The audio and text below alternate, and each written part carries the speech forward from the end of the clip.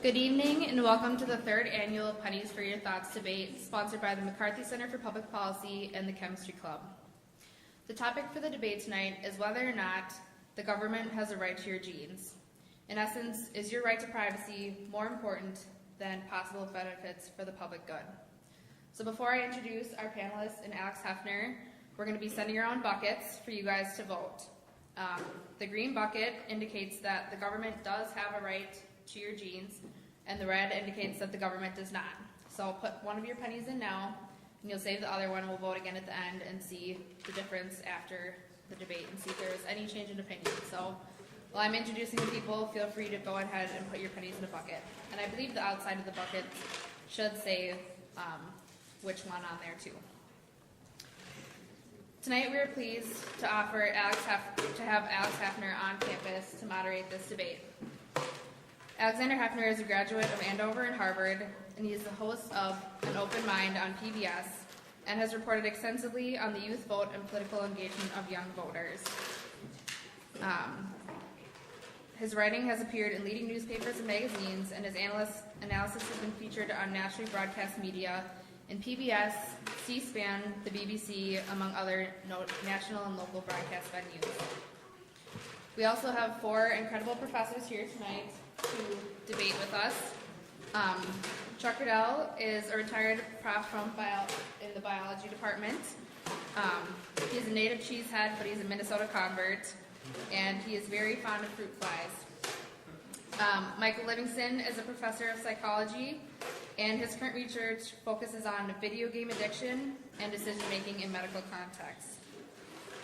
Professor Kamakahi is a sociology professor, and his teaching and research interests fall into development and social change and methodology and analysis.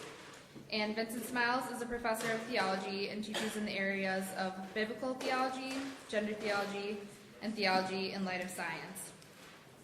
I'm going to go and talk a little bit about the structure of the debate.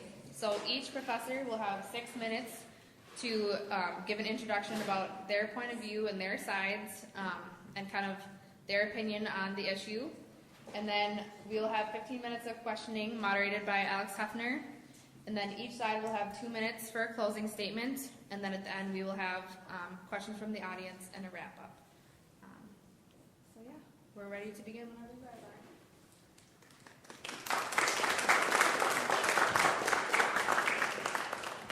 I'm first on the program, so I'd like to thank the McCarthy Center and the students and faculty who are involved in organizing this event. Mentions DNA, it's got to be interesting, right? So I will be speaking in favor of the resolution with emphasis on the medical benefits.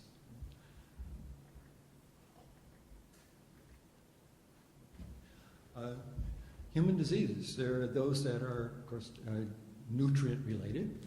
One category. Another category are those that are the result of infection by a pathogenic microorganism like a bacterium or a fungus or a virus. In the news, of course, a lot lately has been bird flu or avian flu that has been running rampant in the poultry farms, but also has the potential to mutate or convert to a form that can infect humans. In fact, some of you may have caught the news this afternoon that Pope Francis apparently has avian flu. They think he caught it from one of the cardinals. But a third category, and the category that encompasses the topic of tonight's debate, is that of hereditary diseases, of which there are about 10,000 that have been identified in humans. This pie chart simply illustrates the human genome, the 3.2 billion nucleotide pairs that make up your genome. They're distributed among 23 DNA molecules, one molecule per chromosome in your genome. And you may not be able to read all of that, you may not be able to read all of that, but what I wanted to particularly call your attention to is that thin slice at the top. Okay, 1.5% of the genome actually is where, when we use the word gene, the traditional genes are located. Okay? Your 21,000 some genes are located in that 1.5%. The other segments, there's some things that we do know a lot about. For example, you have about 10% of your DNA is viral DNA. That's along for the ride. And if you're of European or Asian extraction, about 1 to 4% of your DNA is from Neanderthals. So one thing we found out is the genome is extremely complex. I wish to emphasize the benefits of screening both individuals for the purposes of pre-symptomatic diagnosis and effective treatment, if possible, and also of sampling large numbers of individuals and how that can be utilized for developing medical research, in particular solutions to hereditary diseases. There is some precedent for screening. You don't remember this, but when you were 2 days old, a nurse came in and pricked your heel and took a few drops of blood. It was sent off to the state laboratory. All 50 states have, by law, a screening of newborns and assess them for various metabolic as well as, say, endocrine control diseases and disorders. The idea being if they can get pre-symptomatic data, they can treat it. It's estimated that about 12 to 13,000 newborns are treated and relieved from potential death or life-debilitating kinds of disorders as a result of this screening. Well, we have about 8,000 identified diseases that can affect children related to genes, hereditary genes. So that if we can expand that screening process, we could certainly improve the lives and save the lives of many, many more people. The National Institutes of Health has a study currently underway. I think they're near the end of the second year of what's going to be a 5-year pilot study to see whether or not screening newborn DNA can also have a significant impact on improving the quality of health, improving the quality of overall lifestyle, and saving medical costs significantly, both to the individuals as well as to the governments that support social networks. Okay. See where I am, excuse me. At the population level, of these 10,000 human genes that we experience, the value of doing population level analyses is to identify genes. If you can identify genes, we can identify gene product. From there, we can lead eventually to potential treatment and elimination of those devastating symptoms of this. There is a precedent for this in terms of a large-scale study that was recently published in the genome of 104,000 people in Iceland has uncovered several new genes that lead potentially, hopefully, treatments of these. So, saving lives, we're on the threshold of a new era of medicine that is tailored to the individual. Thank you.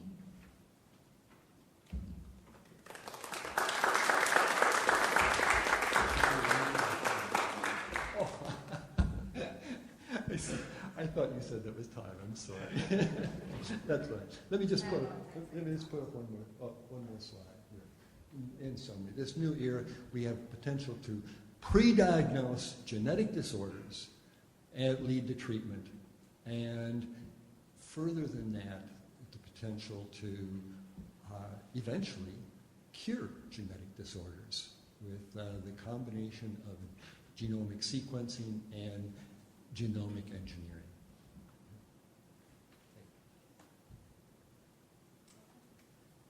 Thank you, Chuck. Dr. Smiles and I would like to argue that the government does not have an unfettered right to our genetic information. And in addition, our personal genetic information should be protected by our privacy rights. Specifically, we wish to argue that the government should not have access to genetic information without genuine informed consent by the individual and without financial compensation.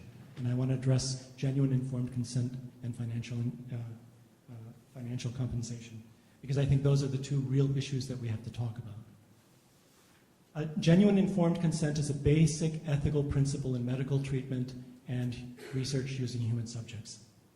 It means that the individual has a clear appreciation and understanding of the facts, implications, and consequences of their actions. Based on this clear understanding and appreciation, the individual decides and gives permission. Genuine informed consent implies that there is no coercion, including financial incentives that could lead some people to give permission for the use of their genetic material. In the case where individuals incapacitated or unable to give informed consent, as for example with a child, the informed consent has to be given by a legal guardian. Genuine informed consent is based on some fundamental ethical principles that are used in research and used in medicine, one of which is the respect for the autonomy of the individual. The autonomy of the individual is more important than the rights of the government. Second, it's an important ethical principle here is beneficence. What is going to benefit the individual? A third is non-malfeasance. The doctors are supposed to do no harm, or the researchers are supposed to do no harm. And finally, there's justice and truthfulness. These are the fundamental ethical principles that I think has to guide this debate. We are not saying that this research is not important. We are not saying that these breakthroughs in genetic research are not invaluable. They are. What we're saying is that there should be some limitations placed on this research by granting more autonomy and more rights to the individual. I want to argue here for two things. One is that, or I want to address two concerns right off the bat. First of all, there are well over 400 million samples of genetic material in storage in the United States alone. And the number of genetic samples continues to grow every day. As Chuck pointed out, all 50 states have mandatory genetic testing of infants. The record of this genetic material is generally stored. In a state like Minnesota, it's stored from your birth onwards. We're not saying that these tissue samples and this genetic information should be destroyed. We're saying that going forward, the autonomy of the individual needs to be respected. Another objection is that this kind of system of informed consent is going to be very cumbersome and difficult to implement. And this is a reasonable objection. We don't expect a system to be in place overnight. It'll take several years. Similar to the restrictions that have been placed on medical research and research with human subjects by the federal government, systems of informed consent and institutional review boards take time to develop, but they can be developed. Another concern that we have is compensation for the donors. In our view, Dr. Smiles and I believe that you have a fundamental right to your genetic material, and that includes guarding the privacy of that material. If you do decide to donate your genetic information, other entities, scientists and corporations and government, can often make a great deal of money off of that. This is known as the commercialization of genetic information. Commercialization is often essential in modern science. But what we are arguing is that the individual who donates and ultimately owns this genetic information, you, should benefit.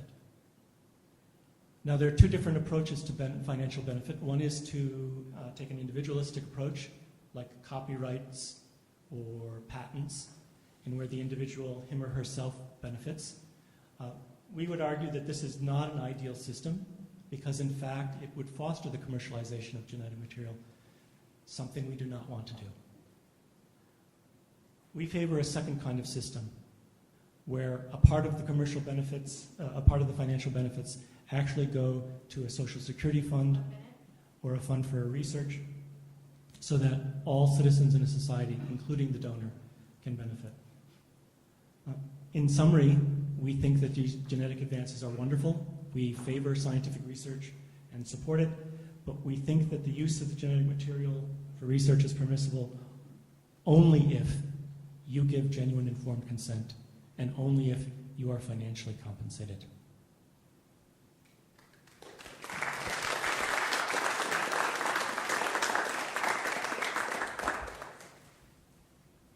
See if I can get this thing to work.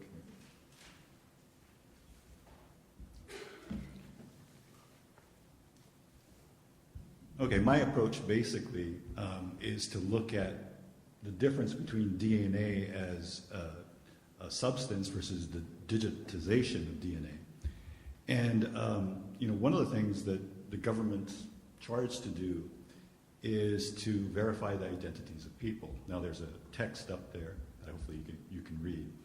But it has to do with identity theft case. And identity theft is a real concern, but DNA is really not part of the picture yet. And in this particular case, the district judge, Thomas Martin, actually proposed the use of DNA to settle the identity theft that was occurring.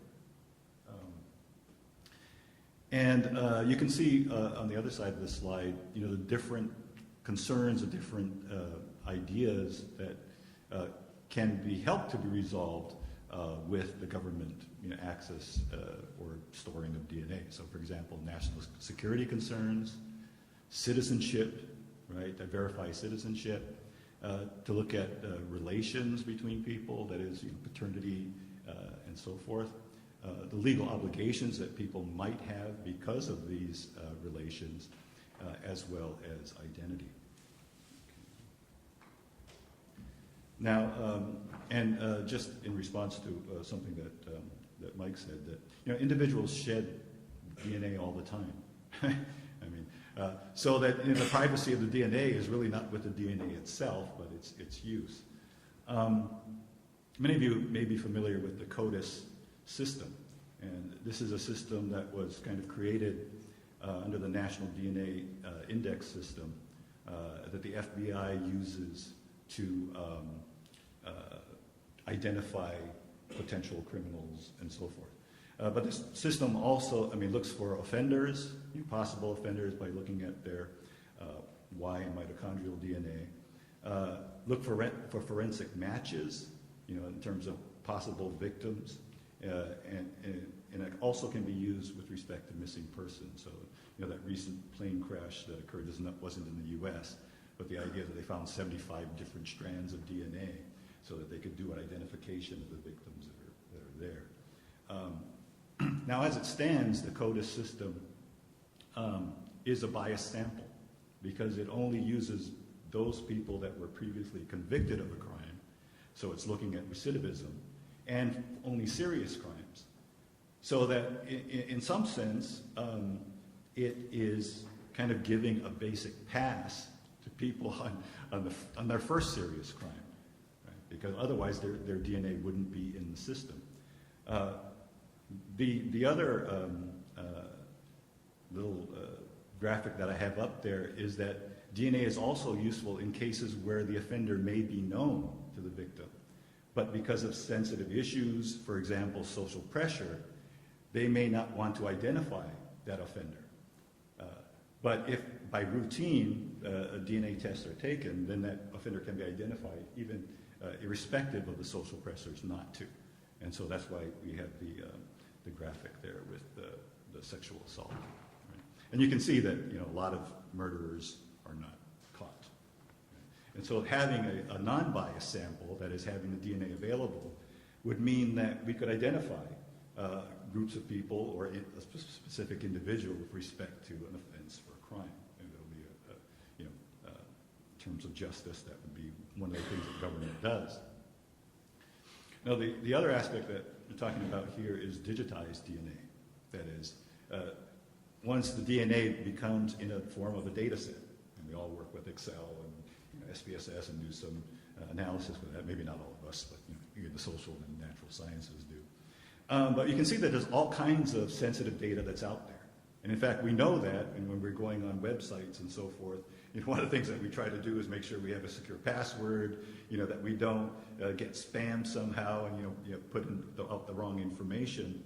But that's not really with the DNA data itself. That is, data can be secured in any number of ways. That is, taking off identifiers, partitioning the data set so only certain types of data are available, right? That is, the danger comes in when you put too many other variables with that data. But also there are some benefits. And in the social sciences, we deal with sensitive data all the time. And there are ways in which we can go around that. We can aggregate data, for instance. Or we can take off identifiers so that we're talking about particular groups. 1 minute left.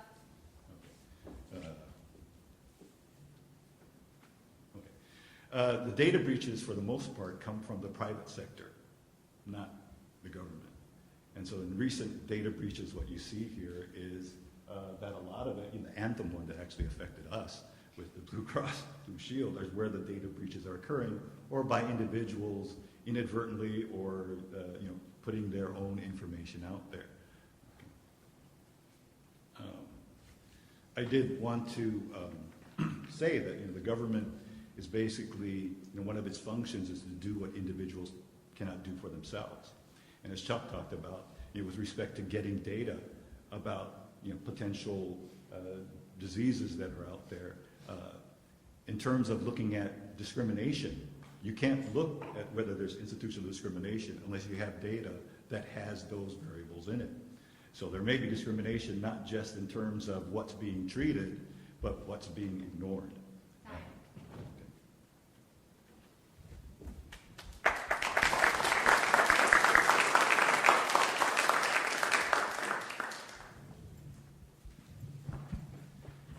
Okay, I am going to speak from the perspective of Catholic social teaching. Catholic social teaching espouses and promotes principles such as the dignity of all persons, justice for all, and preferential option for the poor. I hope many of you are familiar with that issue. A further important but less well-known principle of Catholic social teaching is the principle of subsidiarity. This principle maintains that though indeed government has responsibilities to seek the welfare of citizens and residents, it must not overreach and become a dominating power which intrusively interferes in people's lives in areas where local groups or individuals have competence to make decisions for themselves. To quote briefly from the Compendium of Social Doctrine, the principle of subsidiarity protects people from abuses by a higher level social authority and calls on these same authorities to help individuals and intermediate groups to fulfill their duties. So there is no argument from Michael and myself with respect to the gathering of genetic information. The issue is, however, whether or not individuals have some responsibility to share in that in a reasonable way, and some rights to privacy and some rights to reasonable compensation. If we examine our topic, therefore, in light of the principle of subsidiarity, it's fairly obvious that the government having unrestricted rights to the genetic material and the genetic information of individual persons raises massive concerns.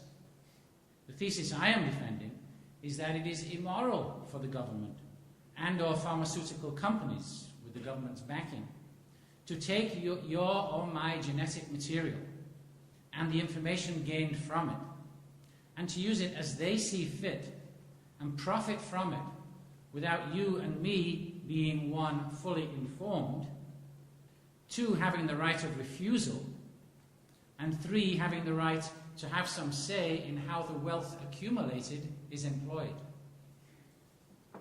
There's no argument about the government's right and even responsibility to conduct or to sponsor medical research for the health of the nation. But in doing so, it must always respect the rights and the dignity of individuals and families. In the past, when this principle has been violated, we have had the horrors of the government experimenting on persons, even giving them diseases for the sake of medical research. I don't want to encourage conspiracy phobia, but we cannot just trust the government always to work in the best interests of people. Nor, without further ado, can we trust the pharmaceutical companies. To the contrary, there needs to be a program that ensures that individuals have solid information about, first, the results gained from the testing of their genetic material. Obviously, you need this for your personal health, but you also might want to know what information has been gathered which is of more general interest. Second, what is this information being used for once it is collected? And third, who benefits from the enormous sums of money that are produced from the analysis of genetic material, the information which it supplies? So Professor Livingston and I are advocating that individuals must have the option of being able to refuse to have their genetic material used for purposes other than their own healthcare. This, of course, means that if material has to be collected for the sake of an individual's health, for instance, testing for the presence of some disease, that person must have the ability to insist that the material be subsequently destroyed and that the information gathered not be used for further government or pharmaceutical purposes.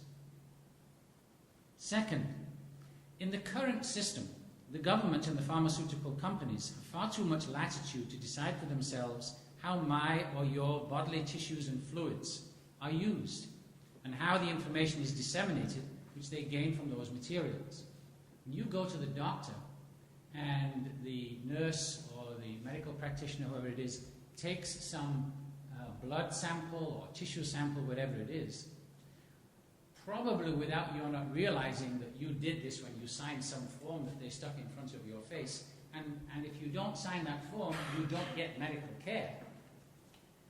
That you then, with that, your signature, gave them permission to then disseminate your genetic material and its information far and wide and use it wherever they wish. That is what we're seeing as one of the problems here.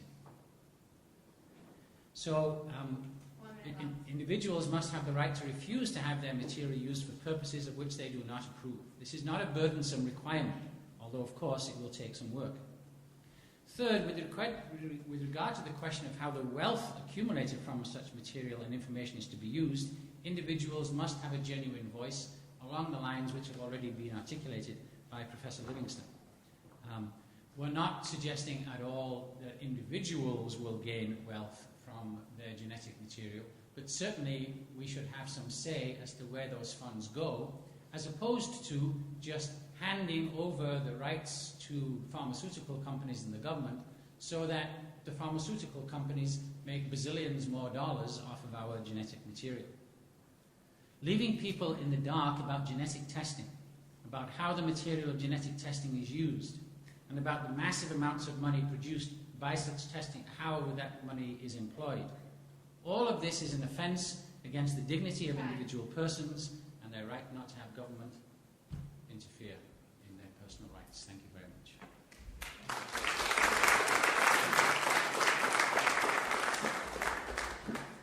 All right, and now we will have 15 minutes of kind of a moderated debate by Alex Hefner. So you guys can feel free to ask questions of each other. Dr. Hefner can ask questions as well, just however you see fit to continue the discussion. Thank you, and thank you again to the professors. On the show that I host, The Open Mind, I like to look at the gray area. And so I don't want to box you each in to a yes or no position, although I think the responses that are elicited in this session will lead the audience to possible changes of mind. So before asking anything more nuanced, I'm just wondering, there seemed in all of your positions and all of your statements to be room for compromise. Would you, and these questions are in no particular order and not directed at any individuals, but I'd like if you all four would answer this. Should there be a right to refusal?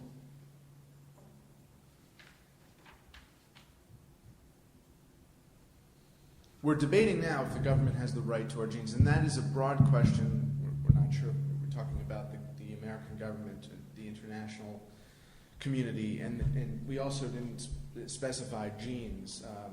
Are we going to narrow that to some particular definition of DNA? But the area in which I'm wondering, let's begin with this question then. Do you all agree, and if you disagree, let me know, that the results of such screening, more than what is occurring now, could prove fruitful in its application to curing disease, making our government and society holistically better? So are those rights potentially fruitful? Are those results potentially fruitful? Not getting into the specifics of how they're conducted. I'll begin. I don't think there's any doubt but what they're not potentially fruitful, but they will be fruitful. If we just look at what is being done for newborn screening, as I mentioned in my brief overview, that's not DNA screening that we're talking about there. That screening has been going on for half a century.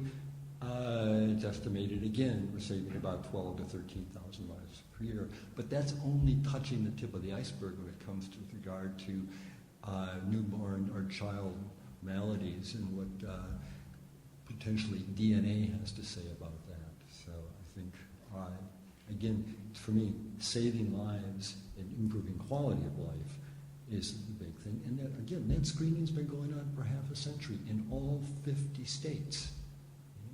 And it's not DNA screening.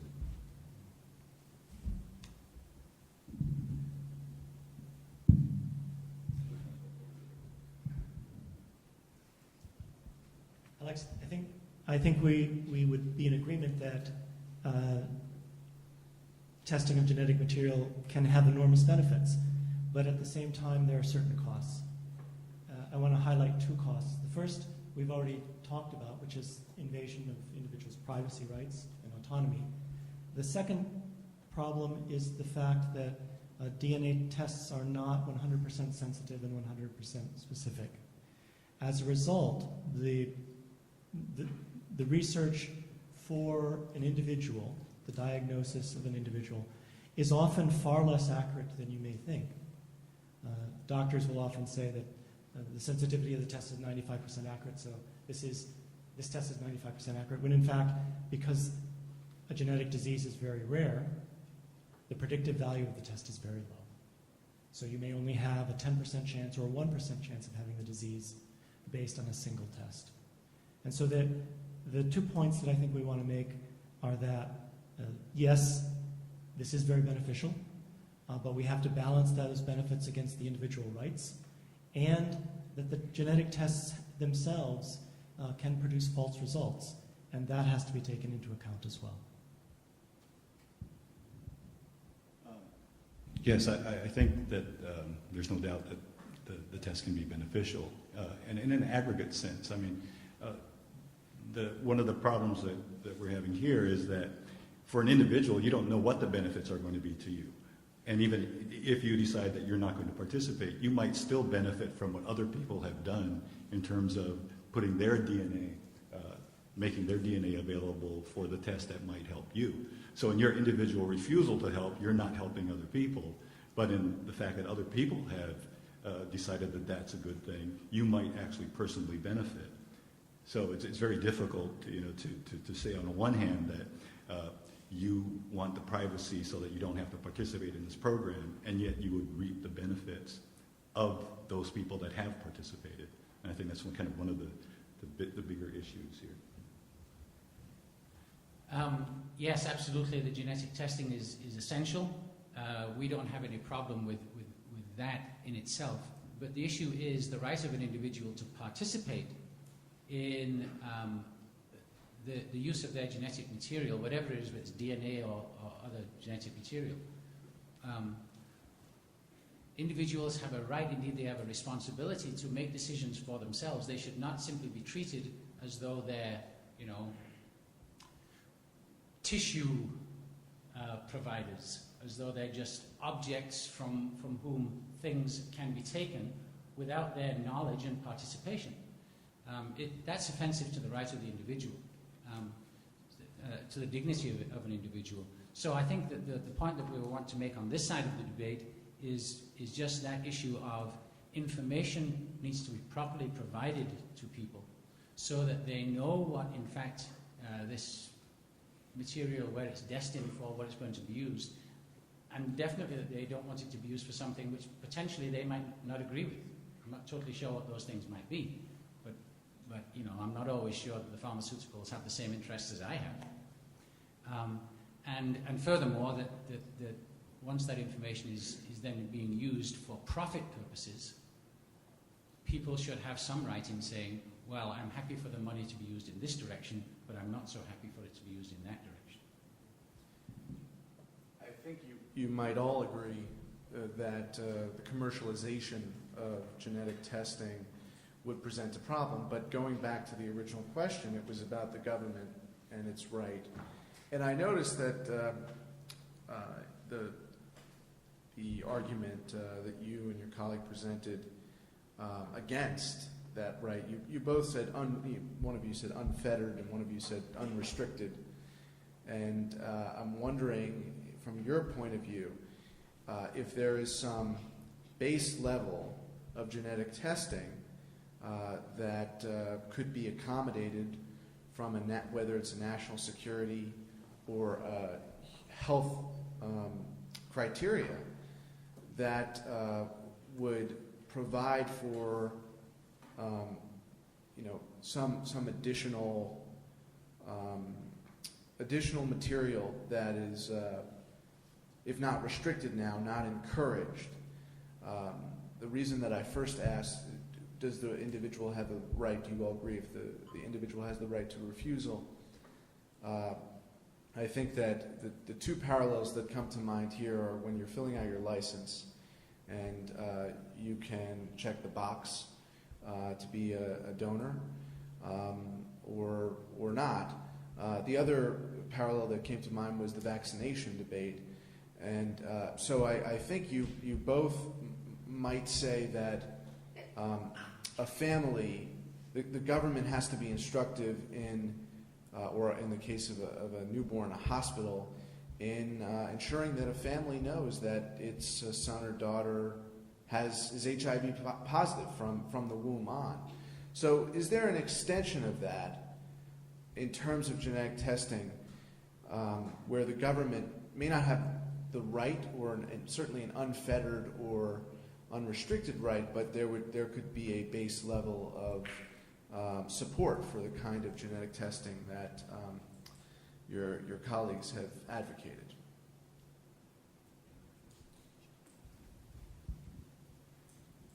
Alex, I think it should be very clear to you and all the members of the audience that we very much support genetic testing and advances in genetic research. And we're very willing to acknowledge that there is a minimum level of genetic information that the government probably has a right to and a necessity for. The case that comes to my mind, although Vincent and I have not discussed it, is the use of DNA to identify criminals. It's also the case that the use of DNA or medical tests to identify things like HIV is a contributor to the common good. But there are other cases where informed consent is really essential, and where, or extreme cases, where we have to acknowledge the autonomy of the individual. Yeah, I have no problem with when a person commits a crime, and once this is, well, yeah, I mean, should an innocent person, if a person is charged with a crime and their DNA is taken, and then they are found innocent, should they have the right to say, now destroy the DNA which you took? And in my opinion, they should have that right. Because to insist that simply because you're accused of a crime, therefore the police have the right to keep your DNA or genetic material, whatever it is, thereafter, strikes me as strange. Now, the person also has the right, and maybe indeed it's something which should be advocated, that they would leave it on record. I do think that it's reasonable that when we go to the doctor and tissue samples are taken, that we need to be informed. And I do think it's reasonable that we all should advocate for, yes, use this genetic information for good purposes. But it shouldn't just be taken and then we will be denied healthcare if we refuse to let that be handed over.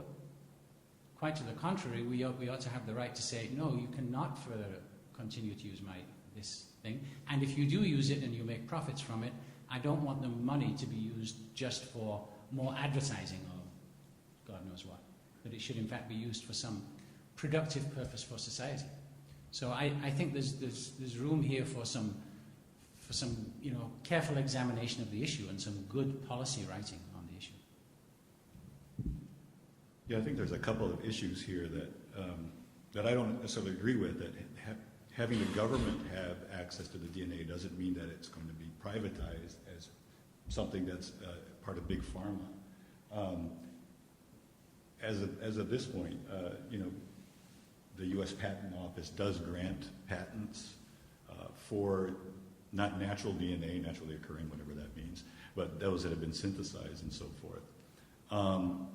And by having that sort of patenting, that's when the privatization comes in. So, like, even if you're not talking about human DNA, if you're talking about the genomes with regard to seeds, and if you listen to Vandana Shiva, talking about how Monsanto can patent certain seeds, and then farmers have to use them, and then they can know that they're using them, and they can't even grow their own seeds. That's where the privatization, I think, is more nefarious. I mean, I think with respect to the government having it, you actually have more control and can legislate, although I don't trust our Congress, but that can legislate for the common good. That is that these, whatever knowledge comes from that, at least some portion, if it's used in a commercial activity, goes to the public good. So I don't agree with the idea that the government having access to it necessarily means that that's privatized.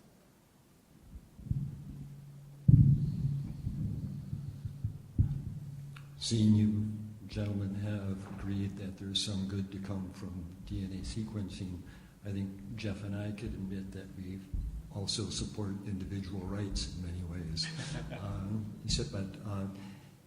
Let me just say that with regard to the prospect of screening using DNA, I think that would need to be accompanied by very good counseling, both prior to and as follow-up, just to make it worthwhile and of value to individuals. 1 minute left. Okay, and let me then also say that a couple of things I wanted to comment on quickly here.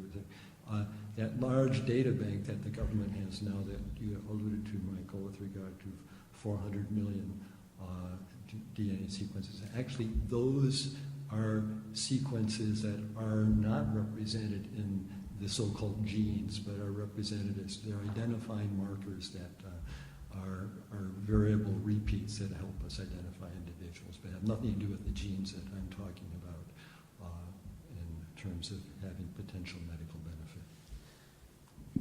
If I could just clarify one thing, so that when folks are voting, they have a clearer idea of this. The question is, does the government have a right? Not the exclusive right. And one might ask, does the government have the right or a right to tax or to regulate firearms? There's nothing inherent in this question, as I understand the way we're presenting it, that suggests that if you answered yes, you would be adopting any kind of overhaul that would mandate anything that's been discussed here. Is that our kind of mutual understanding? Yeah? Okay. Okay, so the question period is over. So now each side has 2 minutes to present a closing statement on summary of all their opinions and their arguments for each side.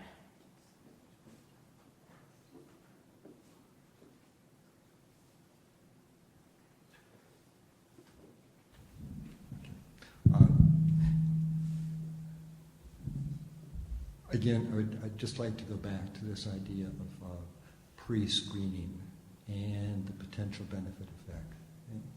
I think most of you are somewhat, excuse me, got a little excited there. This is a very important topic for me, and that is the BRCA2 breast cancer gene.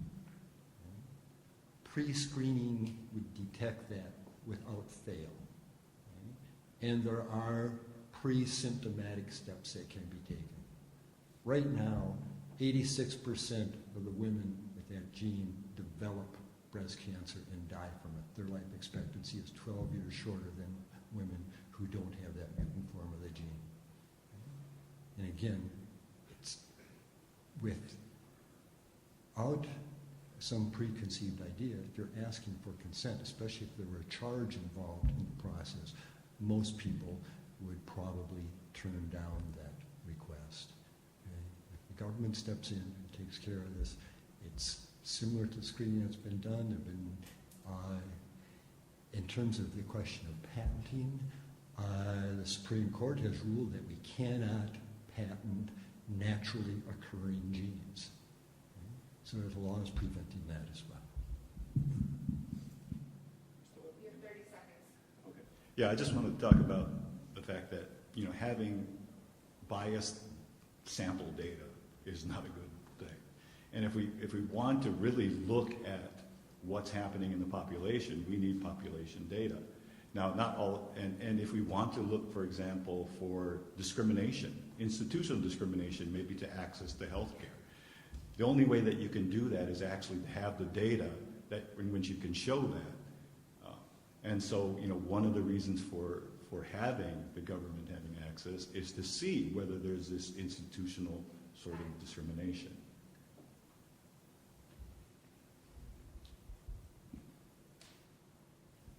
We don't really disagree with anything that the other side has proposed. What we're arguing is that the right of the government to collect this information and to use it for the common good has to be balanced against the right of the individual to the individual's autonomy and freedom. So we're not asking, we're not denying the government's right. We are hoping to circumscribe the right so that it's not an unlimited right. And we do so to protect individual autonomy and the right of the individual to control what is essentially part of themselves. And I will only add to that that an individual person, as a citizen, should want to be able to contribute to the common good. It is in fact, our responsibility as persons to contribute to the common good. If the government does stuff and the government trumps our individual rights, it's also trumping our individual responsibilities. And then we're being treated more as objects than as subjects of the state. And I think it's a fundamental principle of the dignity of persons, that persons should actively participate, but they do therefore have the right to refuse to participate. That's fundamental to any democracy. And so if for whatever reasons a person does not want to participate in that way, that I believe is unfortunate. It is not what I would advocate, but I do think it's the right that should be present, and therefore a right of refusal is important. And furthermore, the other leg of what we're proposing on this side is that the wealth which is accumulated from this gathered material should be properly used. To respond to Jeff's point of earlier about, but if the government's involved, that's not necessarily a matter of private companies and private profit. But the fact is that the government are the ones who regulate, and the lobbying of private corporations is not to be ignored.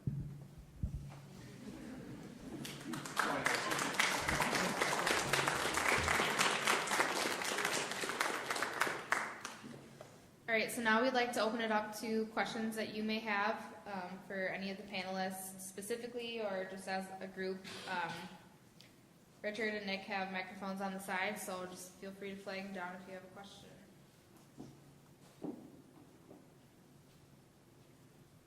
I don't think I need a microphone.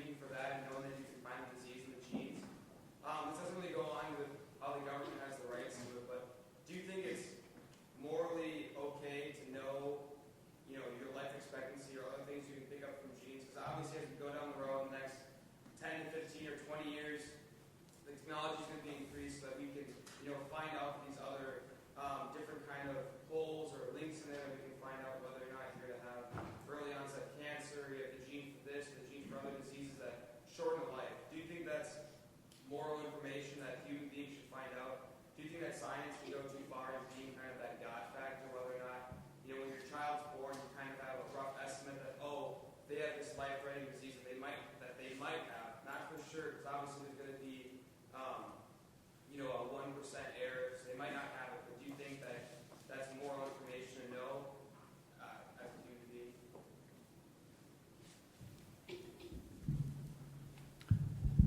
The information from the genome is going to be very exact. Now, if you have the gene, it doesn't mean if you have a mutant gene that says you're predisposed for a particular disease, does not absolutely mean that you're going to get the disease, but it absolutely does mean that you have that mutant form of the gene.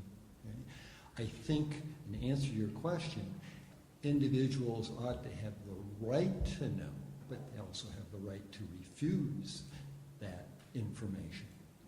So that's following the screening that has been done. You may not want to know what the result of your individual screening is. I think that's very reasonable.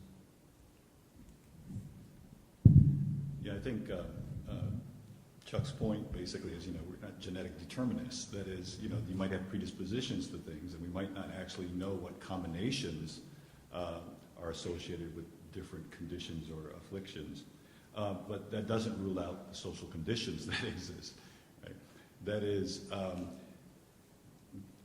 again, with respect to data, if you can see that certain groups of people are being discriminated against, or that people with the same predisposition have different outcomes, then, we would want to know that as a society. We would want to know what are the processes that go about these differential outcomes given similar predispositions. And also, that also gives us to the sense of social policy, is that what kind of interventions can we then think about doing? So what I'm saying is that I agree with Chuck that, these are predispositions, but it really doesn't answer all the questions, social conditions, access, etc., that are also going to be very important in terms of, the quality of life that people have. Well, you asked the question, is it moral for us to have such information? And I would answer that with a resounding yes. Good information, good knowledge is always an excellent thing. But yes, of course, the right for somebody just to screen themselves from the information, if that's what they choose, obviously people have that right.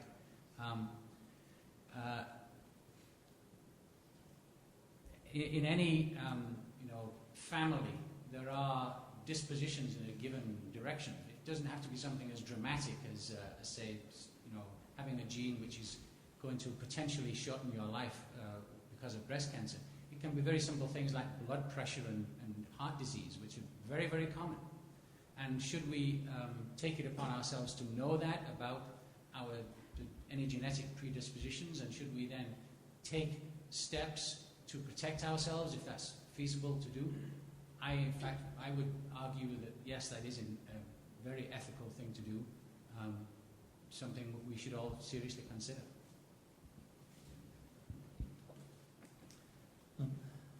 I agree very much with Vincent that it is moral for you to know this information.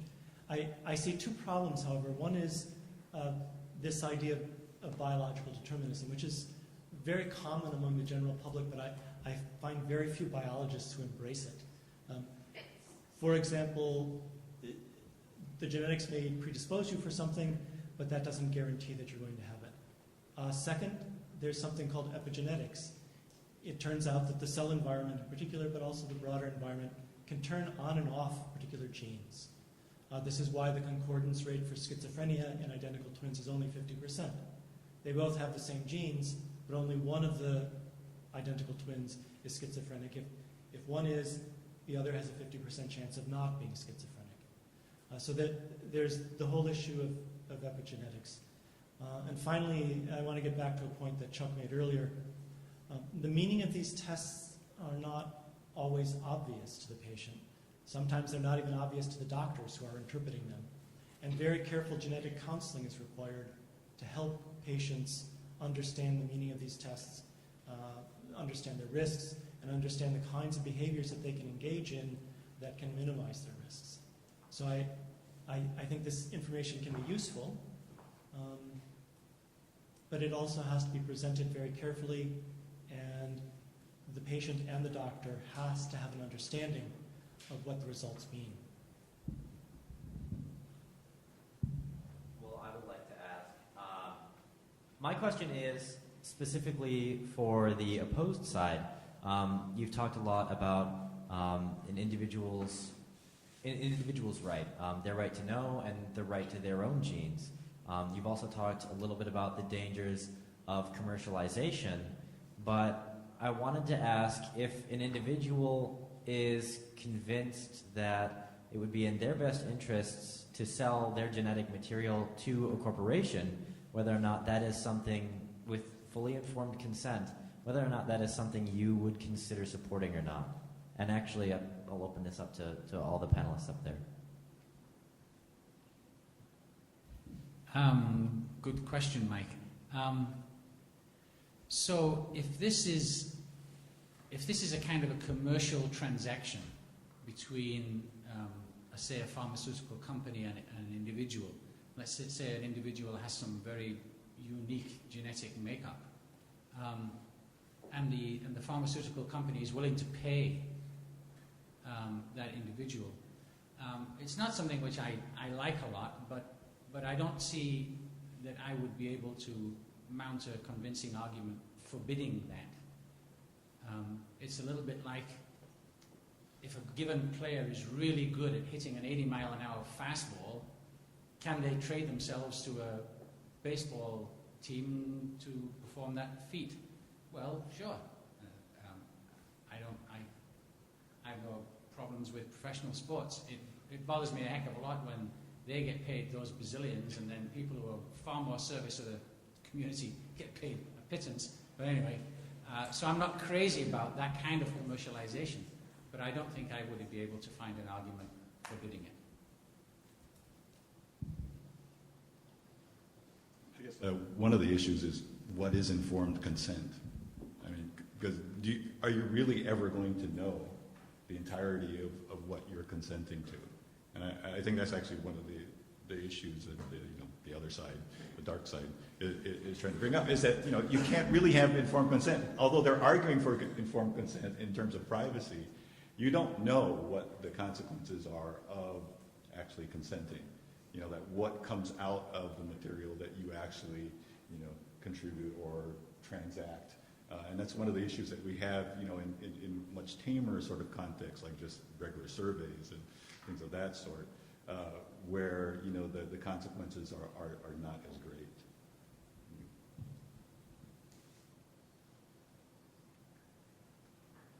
I'm kind of going off that. I think it's just kind of human nature. We are very, and this is all for you, we're very quick to just kind of think about the now and the near future. But I mean, we think about 20, 30, 40, 50 years from now, and we see how the relationship dynamics between public and private entities is evolving right in front of us, and especially as the government has to adjust due to finances because the government's in a lot of debt. Naturally, more things, more research, especially in the medical field, is going to have to be conducted by the private sector, even more so than what it is now, and that will give them, naturally that kind of gives them more power in the situation. So if the government immediately has the right to my genes from birth, or my children's genes from their birth, if that, the evolution of that, the dynamics of that relationship between government and the private sector, if we give the government that right out of the box, how can we adjust with the times? If how do I say? Basically, if that dynamic changes to where the private sector gains more power and more influence, and thus more access to our genes, how can we adjust, as a citizen individually to protect ourselves if we want to maintain our privacy?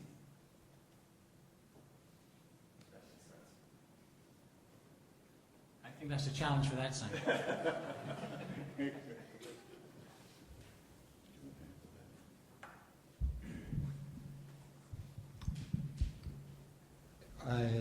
Your question, of course, has economic connotations. I'm hardly an economist, but again, I acknowledge there's great potential here for the pharmaceutical industry, and no doubt about that. So who's going to get access to that? At least with if government has those genome sequences to analyze and assess and put in storage data banks, at least there's some control of it in the sense that we are the government. Alternatively, pharmaceutical companies, as is already been done in the country of Iceland,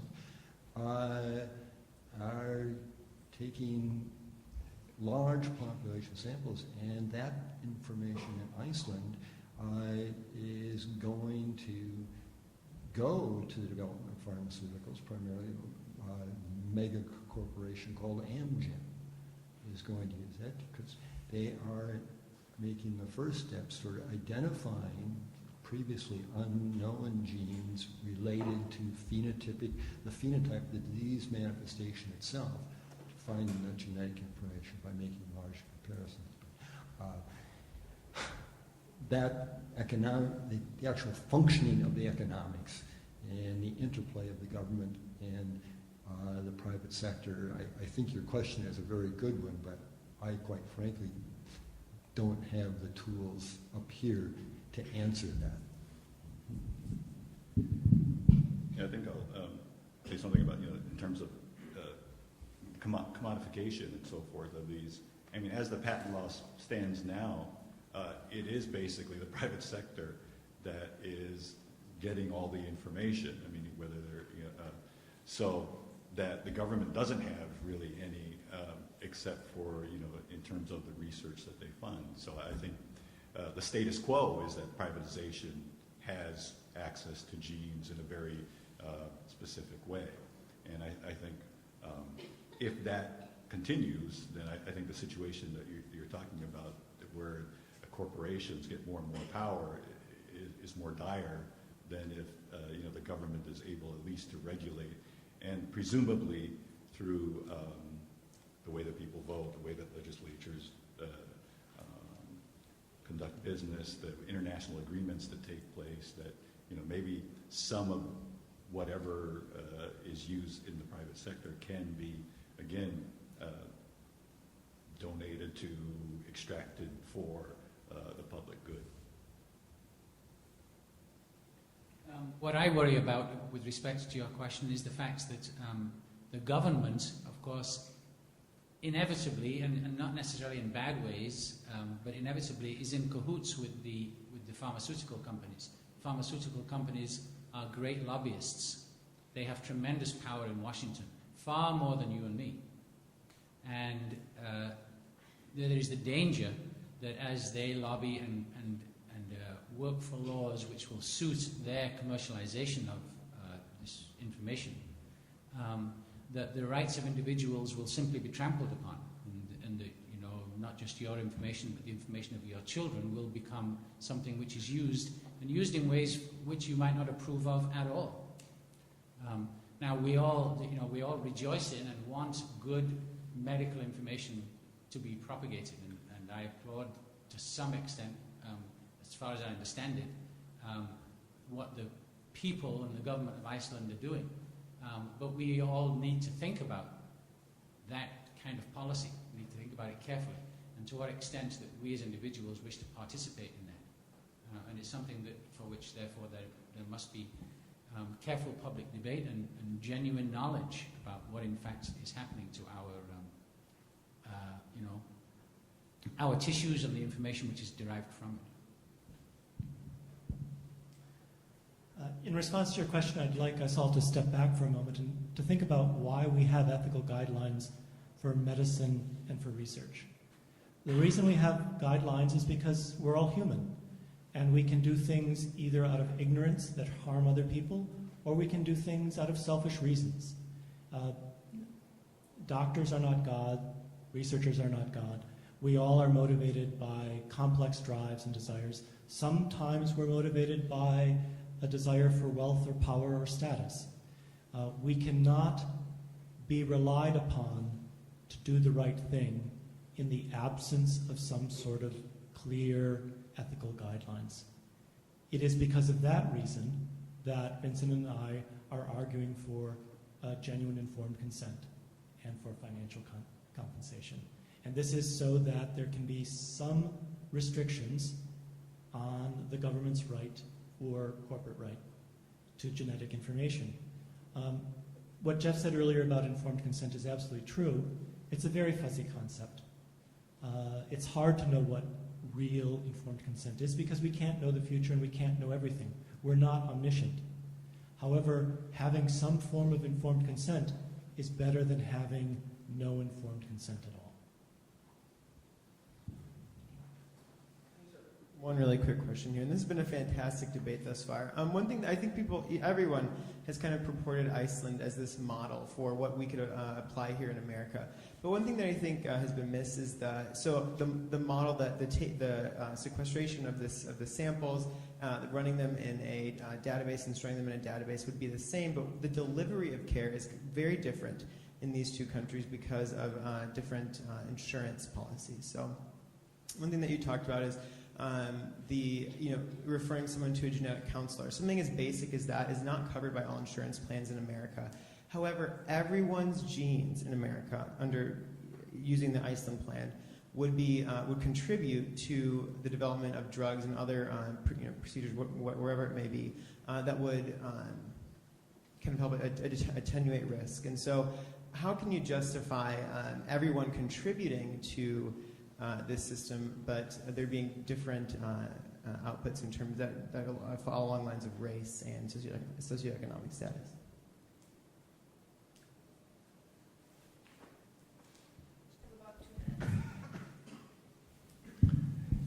I think one way to suggest justification here is that, again, lives will be saved.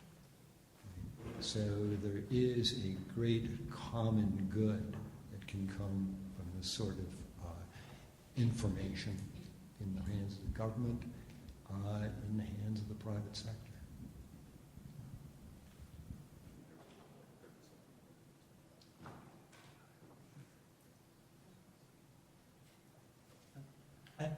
I'm very sympathetic to Chuck's argument.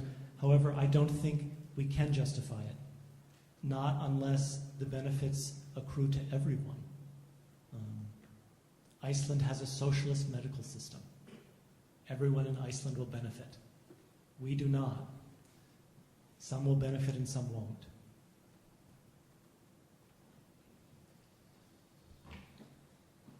All right, so we're going to pass the buckets around one more time for you guys to vote. Just a reminder, the green means that the government does have a right to your genes, and the red means that the government does not. So they'll start passing those around. And while they're counting, we just want to say thank you again for coming on behalf of the McCarthy Center and the Chemistry Club. We'd like to especially give a thanks to Alexander Heffner for being here and all the professors who have contributed to this debate tonight. And also to Stacy Pink, Matt Lindstrom, and Chrissy Cyber for kind of helping coordinate this along with the McCarthy Center. So thank you for coming, and stick around for the results. They're going to go count them quick, and then we'll let you guys know how it turned out. So thank you for coming.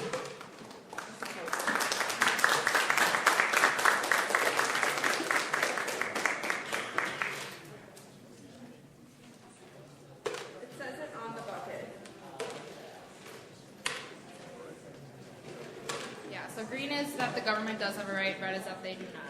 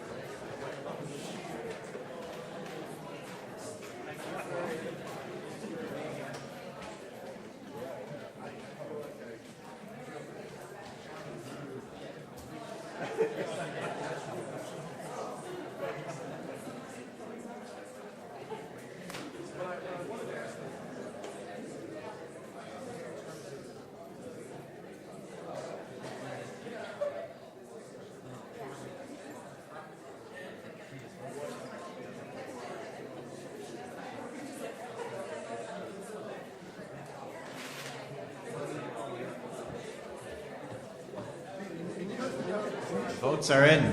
Thank you. By a narrow margin of 4 pennies, the side in favor of government intervention is taken. Thanks for everybody coming out and all the professors involved, and Alexander Hefner.